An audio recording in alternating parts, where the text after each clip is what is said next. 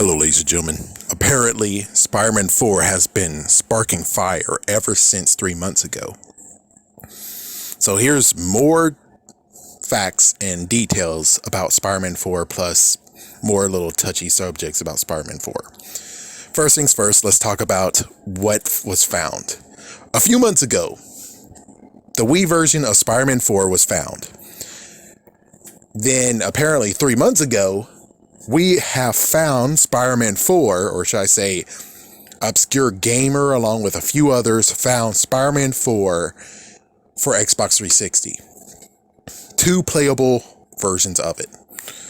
We actually get to have a closer look at all of the events that you can do. Apparently now we have an airplane you can go against, which pretty interesting. I guess technically they stole that for Amazing Spider-Man 1 and 2, where we have, out of nowhere, bad guys who just shows up and, whoa. Now, the real issue with Spider-Man 4 has to be the fact of I didn't see him splat when he died. That's one thing from Spider-Man 1 to Spider-Man 3 is that if you play the game, well, Spider-Man 1, you couldn't do it. Gee whiz.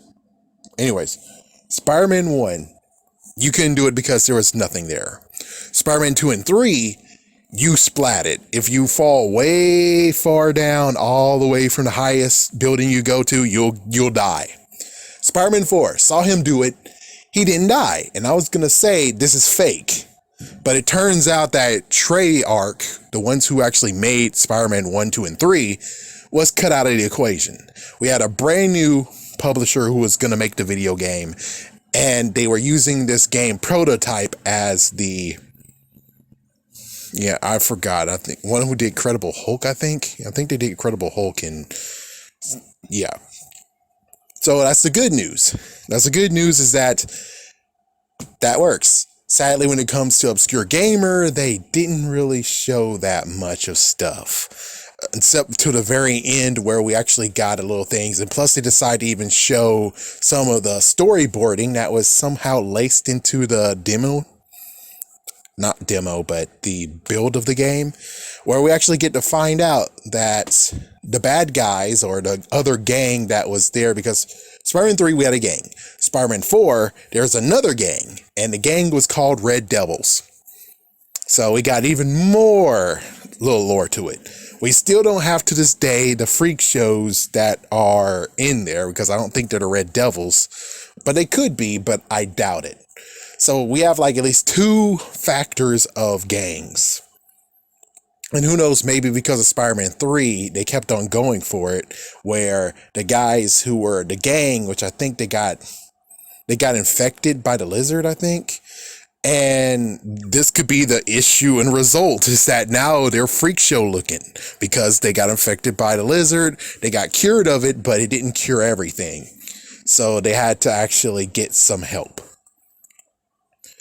We have no gameplay or even going against Vulture. Apparently it's 15 to 20% done. The game was, I think 10 to 15, but even so. So we get to have a nice little look, but sadly it wasn't.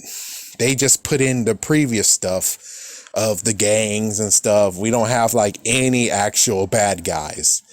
And I'm pretty sure they would have changed the model of Black Cat, even though they already did it already in Spider-Man 2, Spider-Man 2, and Vulture, who was in the original Spider-Man, but considering Scorpion was in the original Spider-Man, and he came back in Spider-Man 3, and look at him. He's more realistic looking. So I have nothing to say on that besides they will have new designs sooner or later. So on the topic of the movie, apparently a few months ago, or even, I don't know, Vimo.com, someone actually leaked the last fight scene of Spider-Man 4, which makes me lead to the idea of where it might have been a 2-parter, because let me tell you, it was very gruesome. He pulled the mask off of Spider-Man. He stabbed Spider-Man on his left shoulder blade, and he even dug it even deeper inside of him. Mary Jane was witnessing this. And, well, eventually he was able to get the best of Vulture. Vulture fell on his back. Ooh, that would have hurt. And I think he actually had blood and he just tried flying away and he eventually got to a beach area and that's where he ended. Which I'm pretty sure that means that Spider-Man 5 would continue on with it. Now, some conceptions in art, which again, I already said this in a video. Sam Raimi never mentioned Vulture in his life. In every single video, every single interview, he never mentioned Vulture. He only mentioned Black Cat. He's not in an NDA anymore. He's not working with Sony anymore. So why would he hide Vulture from us if he's not working with Sony anymore? So get it through your thick skull. Vulture does not exist. But on the other hand, as for Black Cat actually being the daughter of Adrian Toomes, that could be an interesting factor. It's like, why else in the original real Spider-Man 3 would Sandman and Vulture break out together? Maybe because of fatherhood. They both have daughters. So because of that, Adrian Toomes helped Sandman get out of there, or vice versa. And that makes a good moment of sense. That makes some good sense. But personally, I'd rather not have them connected, though. It just won't work. I just don't like that idea. As for the whole thing of shoehorning the lizard into the movie, I bet it could be real, but I really doubt it because Sam Raimi really wanted to have this movie to be on his own and he didn't want anyone meddling into it. Unlike last time. And as for everyone to be like, oh, well, there's lots of issues why Spider-Man won't work. You know why Spider-Man 4 wouldn't work? Because they wouldn't allow Sam Raimi to work. Look at Spider-Man 2. It was supposed to come out in May, but instead it went to June 29th or 24th. Even so, it's like, look, they actually pulled back the time. How come they didn't do it this time? Because if they gave him time, he would have made a better script than what they have right now. So because of that, they said, no, crunch time, crunch time, crunch time, crunch time. And that's why Spider-Man 4 wouldn't work, because they were really pressuring him to either screw the hell up, which of course they wanted him to, because reboot, we wanted to do a reboot. They wanted to do a reboot, versus letting him actually get his time, which the new director, new writers, they got as much time as they wanted to. Where did the timeline go to where it's like, do it now, hurry, hurry, hurry, hurry. That didn't happen anymore. As soon as they got Sam Raimi out, they were like, oh, do as much time as you need. You have as much time as you need. Yeah, it was no crunch time after they got rid of Sam Raimi. Explain to me that. How does that work? So that's why Spider-Man 4 won't really work. As for the rest of the stuff, the script and stuff, I think it would have been a new, interesting take because, well, you have Vulture, who comes out of nowhere, which we don't know how. We might have a love triangle that actually happens for real because I think Felicia Hardy might be actually involved with Peter. And Mary Jane might not actually be truly together with Peter because of this really is a rocky relationship now. It's really, really, really rocky. Peter's evicted from his house. I'm pretty sure he might be crashing at Felicia's. It's either that or he might be crashing at Mary Jane's.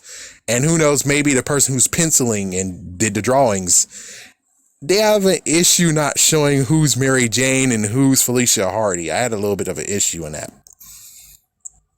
But that's most likely the whole entire thing.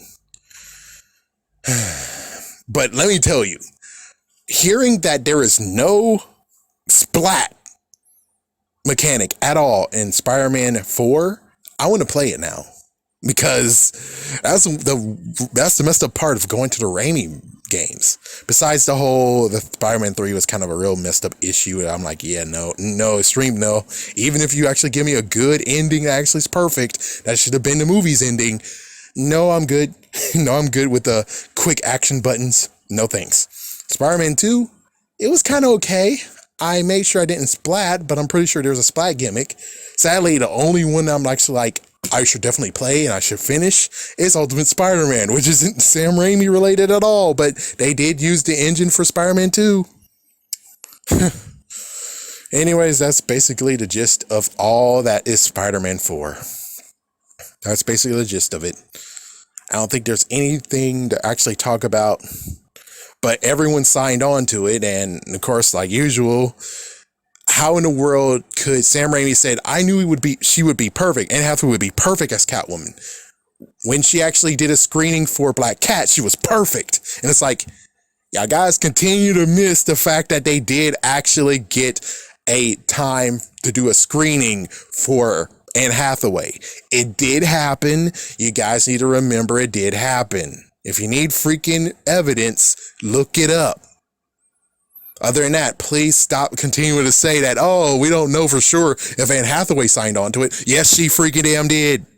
She was signed on to it. They even got her to actually do a line or a script or something, and they casted her. It was just more paperwork that needs to be done until they could finally truly say it for sure. Anyways, I'm gonna be out. What do you guys think about this? Peace.